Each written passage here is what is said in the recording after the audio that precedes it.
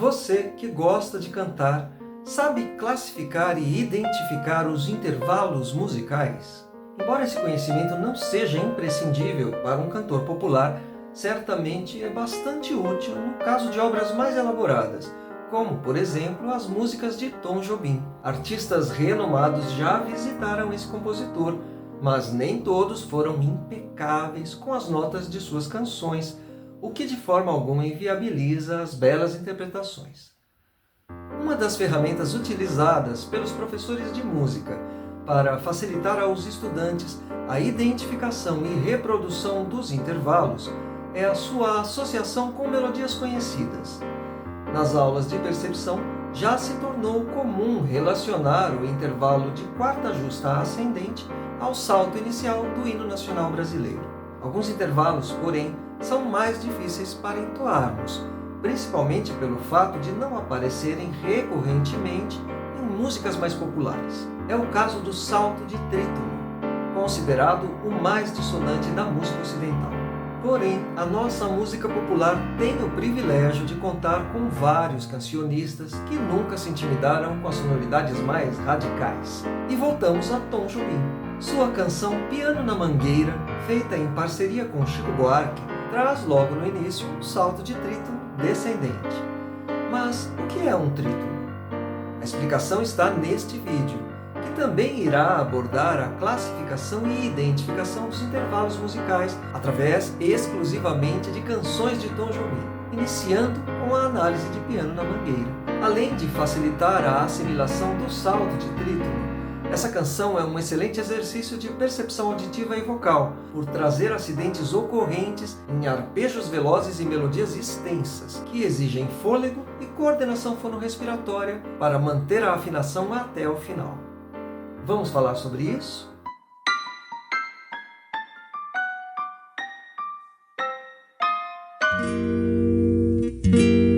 Mangueira, estou aqui na plataforma da estação primeira. Meu nome é Marcelo Elmi, sou cantor e professor de canto há mais de 30 anos e doutor em música. Se você se interessa por canto popular e música brasileira, inscreva-se no canal, curta, compartilhe, comente e acione o sininho para receber as notificações dos novos vídeos. Isso ajuda o canal a se propagar, levando ainda mais longe as estratégias pedagógicas sugeridas aqui. O encontro artístico de Antônio Carlos Brasileiro de Almeida Jobim e Francisco Buarque de Holanda foi inaugurado com a canção Retrato em Branco e Preto, de 1968. Foi Vinícius de Moraes quem incentivou a parceria, apesar de admitir ciúmes.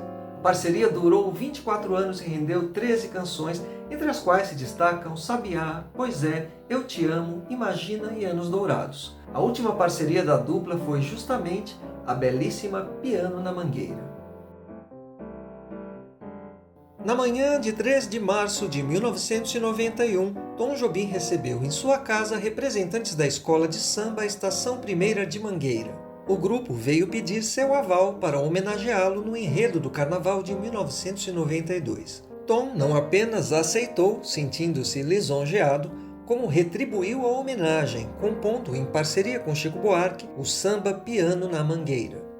A peça foi apresentada em 5 de novembro de 1991 num show para a comunidade, inspirando Hermínio Belo de Carvalho a lançar o álbum No Tom da Mangueira, com músicas dedicadas à escola, visando a arrecadação de recursos para o desfile. Piano na Mangueira abre o disco e é a única versão da música em que Tom divide os vocais com Chico Buarque. Nas faixas seguintes, Gal Costa, Ney Matogrosso, Paulinho da Viola, Clementina de Jesus e outros artistas de primeira grandeza interpretam clássicos como Folhas Secas e Exaltação à Mangueira.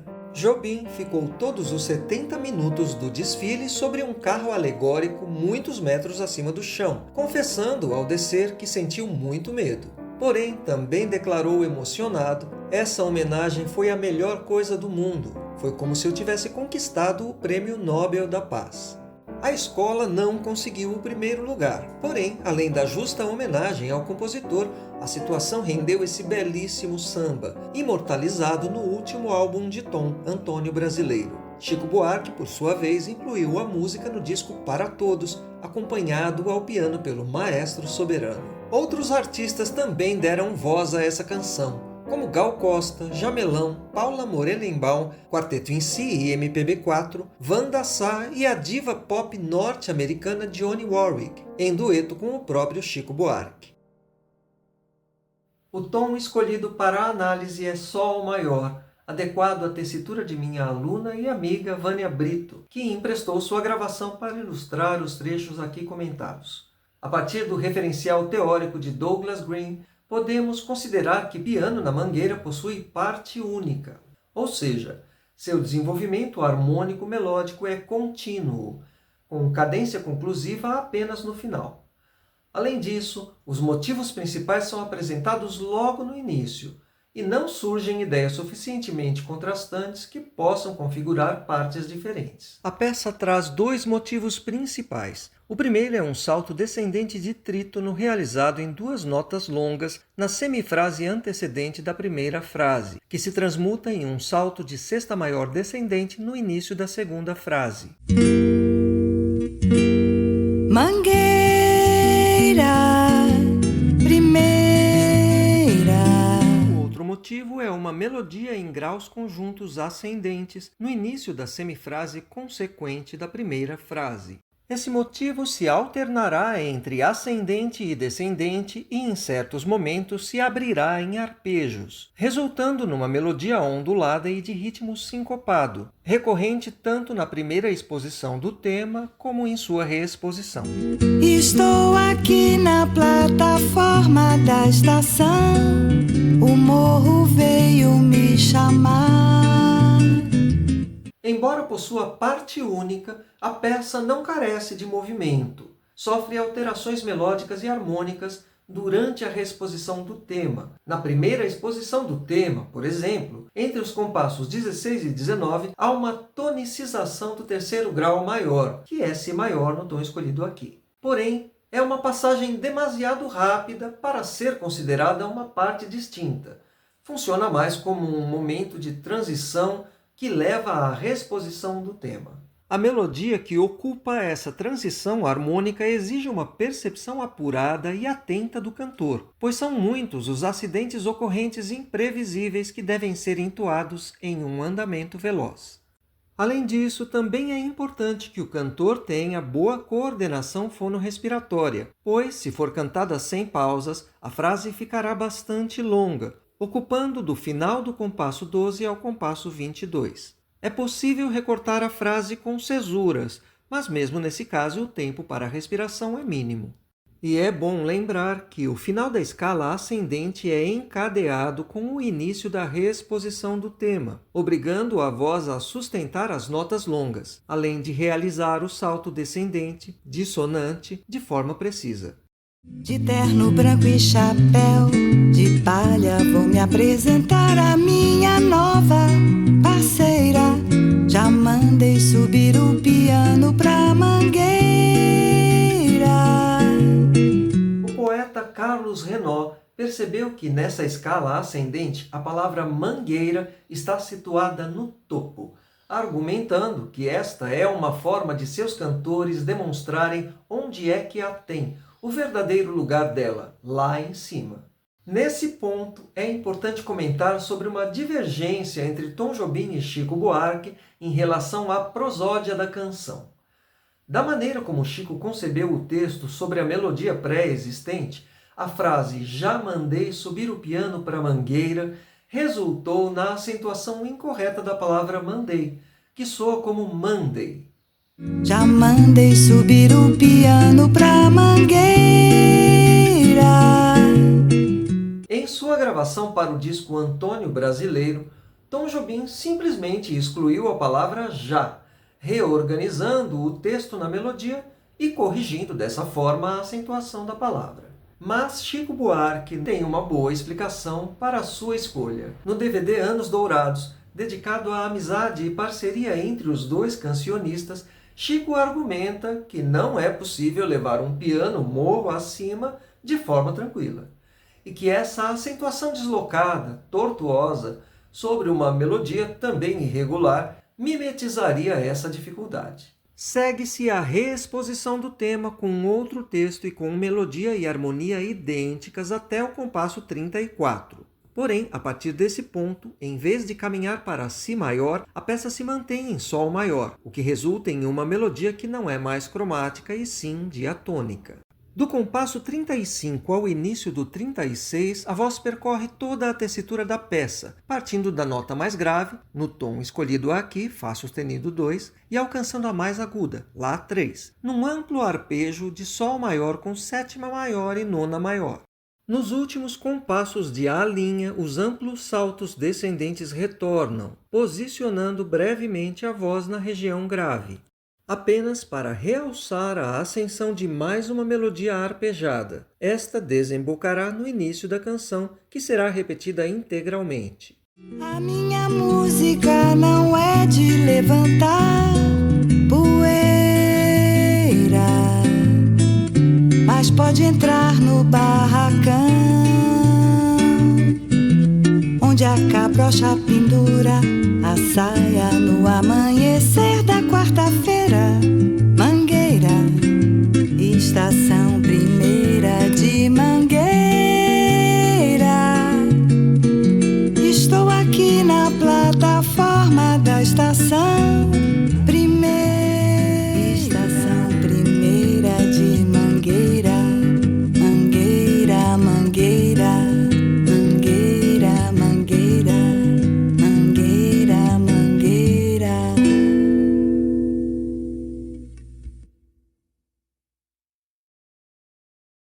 Segundo o dicionário Grove, intervalo é a distância entre duas alturas. Os intervalos são descritos de acordo com o número de graus que abrangem numa escala diatônica, contados de forma inclusiva. Para facilitar o entendimento, consideraremos aqui a escala de Dó maior, que não possui acidentes.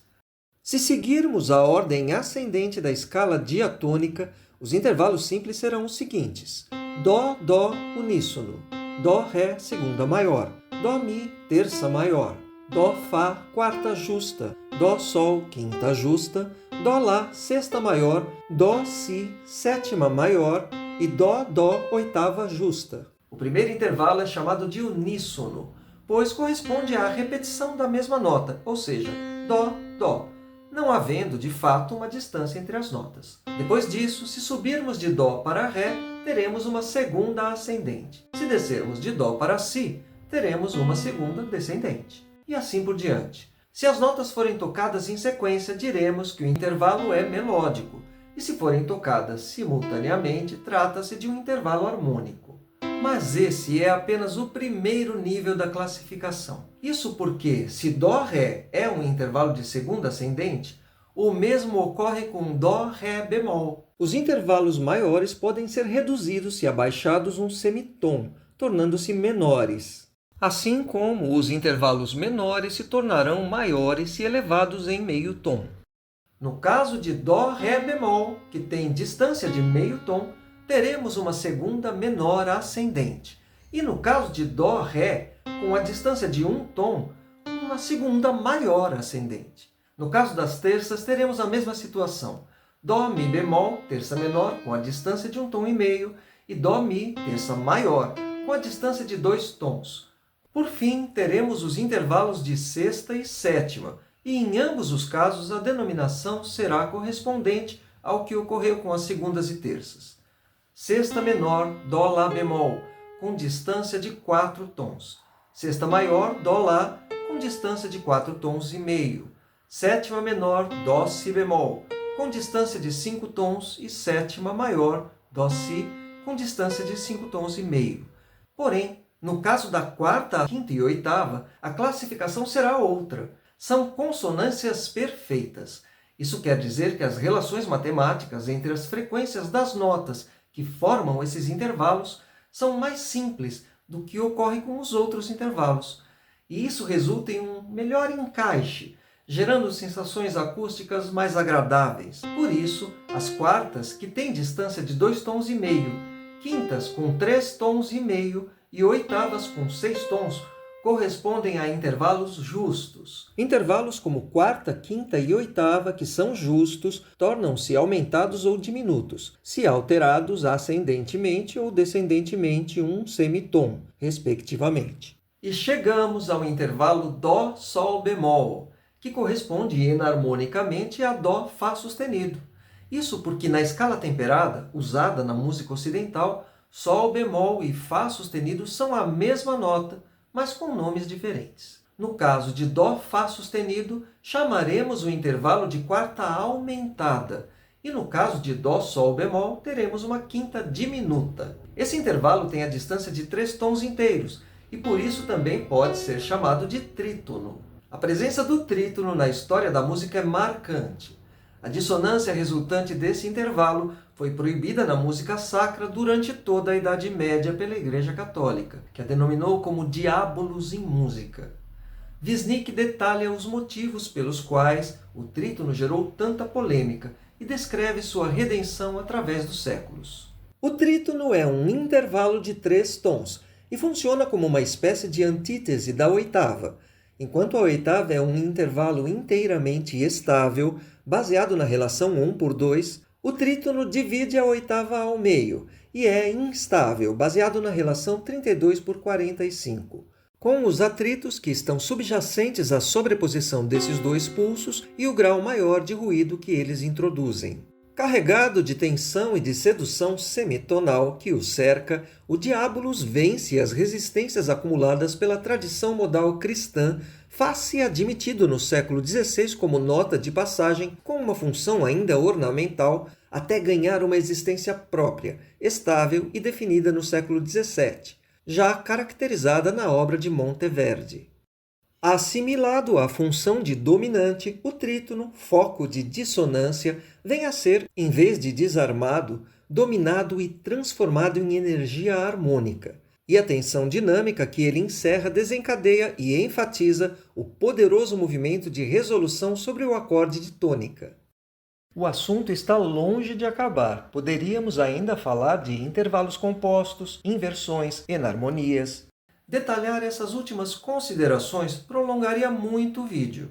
A proposta aqui é apenas abordar as bases do assunto, para ajudar na identificação auditiva dos intervalos. Vamos conhecer agora alguns trechos de músicas de Tom Jobim que podem facilitar nossa percepção de cada um dos intervalos, ascendentes e descendentes. Todos os exemplos sonoros e escritos dos intervalos partirão da nota Dó, para facilitar o entendimento. Porém, serão sugeridas também audições das músicas citadas em versões com tons variados, de artistas diversos, para ampliar a percepção. Uníssono. A primeira canção que nos vem à mente é o samba de uma nota só, já que o uníssono aparece com destaque durante toda a parte A, repetido em 2 notas diferentes. O exemplo sugerido para a audição dessa canção é a gravação original de João Gilberto. Segunda menor ascendente. A melodia de insensatez alterna um intervalo de segunda menor, começando pelo intervalo ascendente, mas é possível isolar os intervalos e estudar, além do intervalo ascendente, também o descendente. A versão sugerida para a audição é a de Silvia Telles. Segunda menor descendente.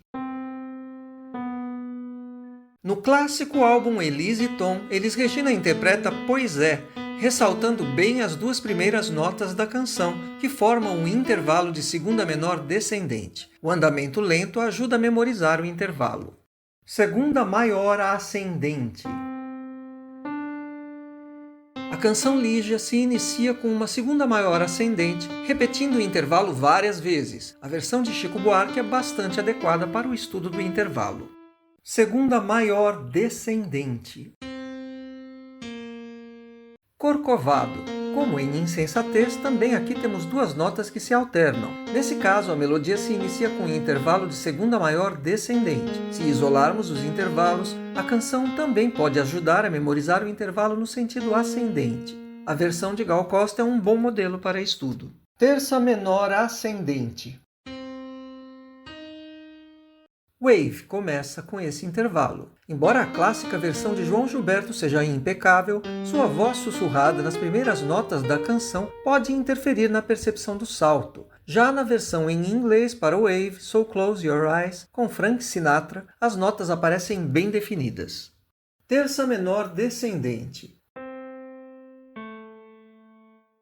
Garota de Ipanema repete o intervalo em seus primeiros compassos. O álbum Gets Gilberto apresenta as versões em português com João Gilberto e em inglês com Astrude Gilberto. Em português há uma repetição da primeira nota antes do salto. Na versão em inglês, devido à adequação ao novo texto, o salto inicial acontece já nas duas primeiras notas, o que pode facilitar na percepção do intervalo. Terça maior ascendente. A canção Eu Sei Que Vou Te Amar se inicia com esse salto. Uma ótima versão para estudo é a de Maria Creuza, bastante precisa, que cantou a música no fonograma em que Vinícius de Moraes recita o soneto de fidelidade. Terça maior descendente. Águas de Março. O intervalo é cantado recorrentemente nessa que é considerada por muitos a obra-prima de Jobim. E claro, deve ser ouvida na clássica versão de Elise Tom. Quarta justa ascendente. A canção A Felicidade apresenta logo nas duas primeiras notas o intervalo de quarta justa ascendente. Mônica Salmazo canta a música lentamente, sustentando bem as notas. Quarta justa descendente. Chovendo na Roseira. O intervalo é o motivo principal da canção, repetido muitas vezes em regiões diferentes. Mais uma vez, a voz sugerida é a de Elis Regina, no disco Elise Tom. Vamos momentaneamente abandonar a linearidade e abordar a quinta justa ascendente antes do trítono ascendente. Isso porque a mesma música servirá aos dois intervalos, e o melhor caminho é iniciar pelo intervalo de quinta. Quinta justa ascendente. A parte B de Lamento no Morro se inicia com um salto de quinta justa ascendente. A canção integra a peça musical Orfeu da Conceição, de 1956, e é uma das primeiras parcerias entre Jobim e Vinícius. A versão de Milton Nascimento é a sugestão de estudo. Trítono ascendente. Ainda na parte B de Lamento no Morro, apenas alguns compassos adiante, o motivo de quinta justa ganha um bemol, e o intervalo se transforma numa quinta diminuta, ou seja, um trítono ascendente. Aprender a cantar a música Lamento no Morro, portanto, irá nos ajudar a perceber, pela comparação, a diferença entre esses dois intervalos. Trítono descendente.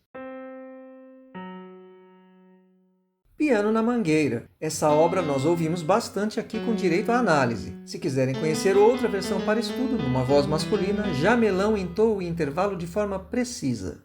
Quinta justa descendente. O salto de quinta justa é um motivo recorrente na canção Imagina, dueto gravado originalmente por Djavan e Olivia Byington. O intervalo em sua forma descendente ocorre já no início, nas duas últimas sílabas da palavra imagina. Primeiro na voz masculina, quando esta é a voz principal, e depois na feminina, quando ela assume o protagonismo. Em cada momento, o intervalo parte de uma nota diferente. Sexta menor ascendente.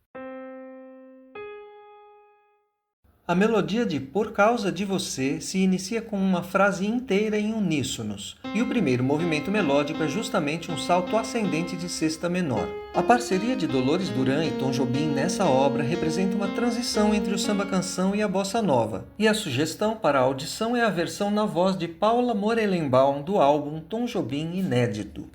Mais uma vez, subvertemos a ordem para colocar lado a lado a sexta menor descendente e a sexta maior descendente na mesma canção. Sexta menor descendente.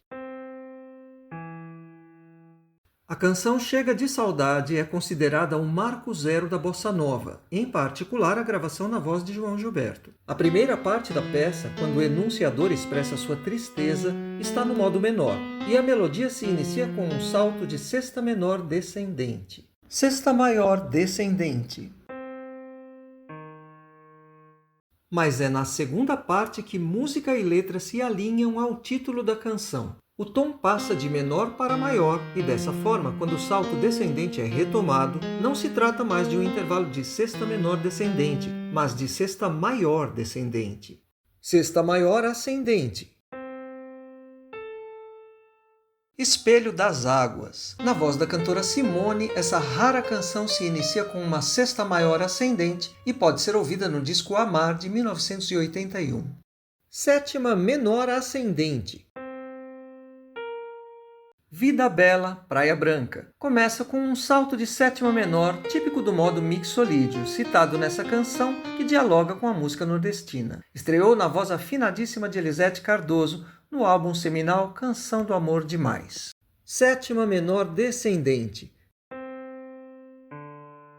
Nesse caso, iremos recorrer a um trecho da canção Se Todos Fossem Iguais a Você, no momento em que a voz entoa a frase Uma Canção pelo Ar. Como o intervalo é cantado também ascendentemente, pode ser utilizado para o estudo do salto nos dois sentidos. A versão sugerida para a audição é a de Maísa.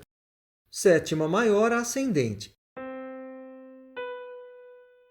A sugestão aqui é Ai Quem Me Dera, peça na qual esse amplo salto é cantado diversas vezes. A versão indicada para estudo é a de Edu Lobo e Tom Jobim, do disco Edu e Tom. Sétima maior descendente. Luísa é mais uma canção na qual o intervalo indicado não acontece nas duas primeiras notas. Nesse caso, a sétima maior descendente está no final da primeira exposição do tema, num salto descendente que irá direcionar a melodia para o reinício da canção. O salto ocorre nas palavras Vem cá. A versão de Zizi Posse está impecável. Oitava justa ascendente. Modinha. Essa obra-prima, que se inicia com um salto de oitava justa ascendente, pode ser encontrada em nosso disco referencial Elise e Tom, mas também pode ser ouvida nas vozes de Elisete Cardoso e da cantora de influência erudita Lenita Bruno. Oitava justa descendente. A canção Triste tem um salto de oitava justa descendente já perto do final, nas duas primeiras notas da frase Que para pra te ver passar. A audição sugerida é a da cantora Joyce Moreno, que destaca bem esse intervalo. A brincadeira aqui foi encontrar músicas de Tom Jobim para cada um dos intervalos simples, ascendentes e descendentes. Mas é claro que irá facilitar o estudo se cada um pesquisar suas próprias músicas mais familiares. Algumas, inclusive, já se tornaram clássicas nas aulas de percepção. Porém, muitos dos intervalos mais complexos só aparecerão de forma destacada em músicas elaboradas. Então, uma maneira bem eficiente de desenvolver a percepção musical e a afinação é justamente visitar o repertório clássico da MPB. Nos próximos vídeos, outras canções e outros compositores ganharão destaque. Vamos celebrar o nosso cancioneiro, que é tão especial. E sempre com enfoque nas músicas que, de alguma forma, tenham o potencial de oferecer desafios e soluções para o desenvolvimento da técnica vocal. Vânia Brito foi acompanhada nesta canção pelo violonista Haroldo Outa. Na trilha incidental, arranjos de piano por Manuel Sanches e de violão por Haroldo Outa. Se você chegou até aqui é porque se interessou pelo assunto. Então, inscreva-se no canal, curta, compartilhe e acione o sininho para receber as notificações sobre os novos vídeos, porque tem muito mais a seguir.